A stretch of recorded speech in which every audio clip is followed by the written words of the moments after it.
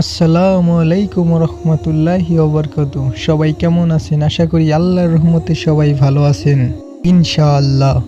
একবার ঈদের দিন সকালে নবীজি নামাজ পড়াইতে যাচ্ছেন। রাস্তার সাইডে একটা বাচ্চা ছেলে কান্না করতেছিলেন।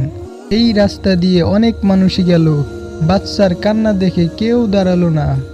কিন্তু বিশ্বনবী মুহাম্মদ রাসূলুল্লাহ সাল্লাল্লাহু আলাইহি সাল্লাম বাচ্চার কান্না দেখে সামনের দিকে আর পাও বাড়াতে পারলেন না। নবীজি বাচ্চার কাছে গিয়ে বললেন, হে বাচ্চা, আজকে তো ঈদের দিন, ঈদের দিনে তো কেউ কান্না করে না, কিন্তু তুমি কান্না করছো কেন? কি দুঃখ তোমার মনে? বাচ্চা বললেন, আমি আপনার কাছে বলবো না, আমি সকাল থেকে বসে আছি। মক্কার আব্দুল্লাহর পুত্র মুহাম্মদ রাসূলুল্লাহ সাল্লাল্লাহু আলাইহি সাল্লামকে পেলেই আমি তার কাছেই আমার মনের কথা বলবো।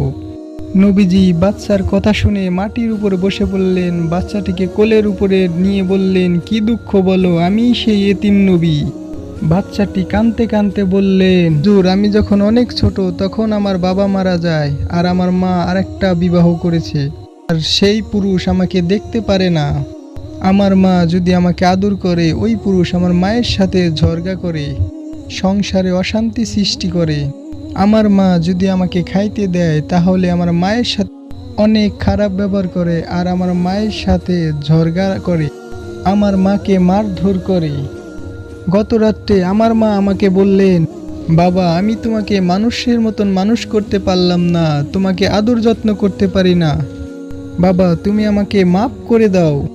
আর বললেন, তুমি এই বাড়ির থেকে চলে যাও, আমি তোমার কষ্ট দুঃখ এই অবস্থায় আর দেখতে পারছি না।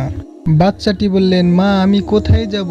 তখন মা বললেন, বাবা কাল তো ঈদের দিন, তুমি কাল সকালবেলা ওই যে রাস্তার পাশে গিয়ে বসে থাকবে, আর ওই রাস্তা দিয়েই মক্কার আব্দুল্লাহর বেটা মুহাম্মদ রাসূলুল্লাহ সাল্লাল্লাহু আলাইহি সাল্লাম নামাজ পড়াইতে যাবে, তুমি তার কাছেই তোমার মনের দুঃখ বলবে, কারণ তুমিও এতিম, সেও এতিম, কারণ একজন এতিমের কষ্ট আর একজন এতিমই বোঝে।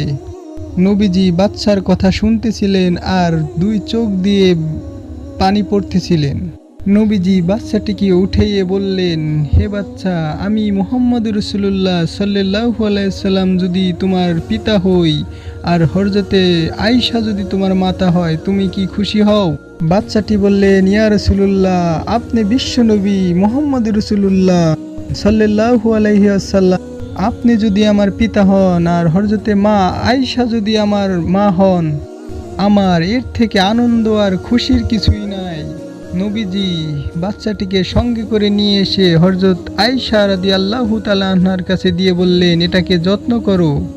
আর নবীজি বললেন, তুমি যদি এতিমদেরকে ভালোবাসো, তাহলে আল্লাহ রাব্বুল আলামিনও তোমাকে ভালোবাসবে। যদি কোনো ব্যক্তি এতিমকে কিছু দিয়ে এতিমের মুখে হাসি ফোটাতে পারে, আমার আল্লাহ রাব্বুল আলামিনও সেই ব্যক্তির উপরে খুশি হয়ে যান। কারণ আমার নবীও তো এতিম ছিল, শুধু এতিম না, নবী তো এতিমদের সর্দার ছিলেন। আল্লাহ রাব্বুল আলামিন আমাদের সবাইকে বুঝার তৌফিক দান করুক, আমিন।